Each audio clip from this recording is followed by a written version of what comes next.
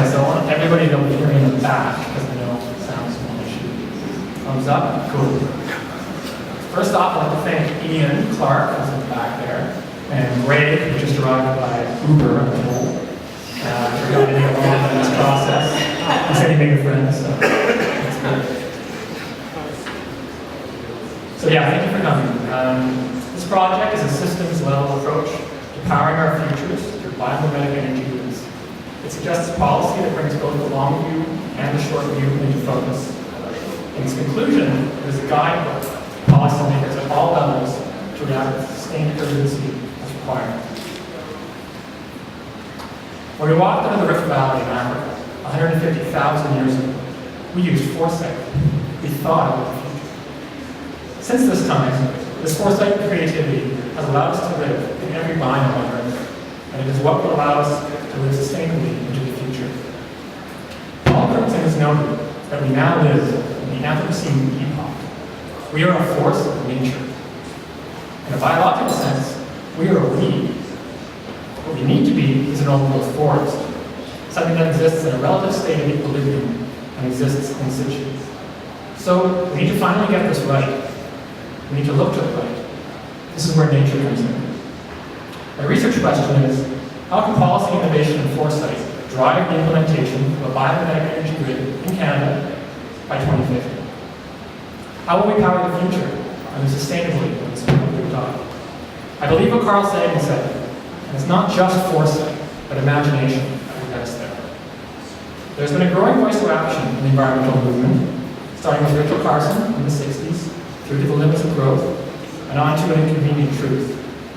The chief economist of the International Energy Agency even claimed in 2008 that we need to leave oil. Oil is going to leave us. So the chorus for action is vast and varied. Part 1 surveyed a tale of two landscapes. This is the inspirational tale. People doing this, bringing change through renewable energy technology, and developing systems thinking movements, such as cradle-to-cradle, swarm systems, natural capital, and the natural step, just to name a few. This is the other landscape, the cautionary tale. Monopolies and vested interest groups resist change in their money-making ways, despite the fact that it could save them and the environment tremendously. Today, we have an energy island. Production is centralized and then shipped. How can we get away from this? What is real? What's possible? Biological systems generate, harness, distribute, and utilize energy where they are. By doing this, biological systems do not waste energy by attaining or transporting energy for great distances. The world is solar power, and that energy is harnessed in situ. Can we do this? Let's see. Distributed power generation, where power is produced, used, and stored locally, contains 5 main technological ingredients. Today we have renewable power generation, transmission cables that do not lose power over distance, a grid system that can give measured quantities of power to specific areas of the grid-scale battery technology, thank you Tesla, and the internet. So we have the technology we need. How much power are we going to need? Well, the Canadian Electrical Association predicts that our demand will roughly double to 1 quadrillion watt-hours by 2050. And it turns out that this is totally within reach. If wind slows its growth rates from 30-fold to 5-fold, and we get on board with present rates of adoption, we will still produce 1.5 times the power we need by mid-century. So we know we have the technology to produce the power we need. What we need is a political process that galvanizes this ability. Solutions to this wicked problem can produce some wicked results. Jeff Rubin has noted that dismantling our energy monopolies and redistributing this wealth to a more steady state can have massive change. On a global scale, liberating the world's poor to produce their own power will impact a number of major global crises that face this planet. As Fritjof Capra notes, when we look at the state of the world today, it is clear that the major problems of our time cannot be understood in isolation. So, working with the ideas of Alice Ryan, a systems thinker with the government of Alberta, I developed a new paradigm to aid in the understanding of an economy that rests within a brand new ecology. Integrated cyber nets. This way of thinking of nested systems in proportion to one another, with each successive shell being more fragile and requiring a longer arrow of time to show us up.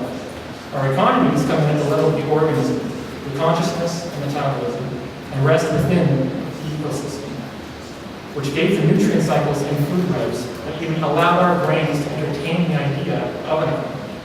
Social performance, or happiness, is also a performance of ecology, not economy. From there, I designed a referral future, where desirable renewable energy technology and distributed generation abundance was taken from drivers, trends, and signals from the Cosmos Board of Canada and Shell Futurists. Indeed, there is no singular future, but the goal of this scenario is to imagine a reality of technology that exists today driven to their full potential. Using a 3 Horizons platform, with the preferred future as the 3rd horizon, and the AVDC backcasting technique from the natural step, I developed a policy roadmap that would lead to this preferred future for Canada by 2050, by first working backwards. So this is what politicians can do, but really this change starts with you. You can demand this. It starts with trends and public behavior and social and economic forces.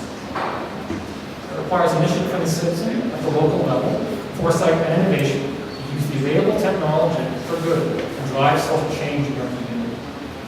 By dispersing this policy roadmap, Canada's Green Print, to provincial and federal politicians to heed the call to take the action that is required. I'm transforming my MRP into a book, which will be available on my website shortly, to spread the message that the hope is possible, unless we become this fish in the bowl. I began this talk with our distant African ancestors. The reason is one of remembrance. We have been here before. We used to know what it was like to live in harmony with nature. And we need to go back to discover so that we can uncover our future. Thank you.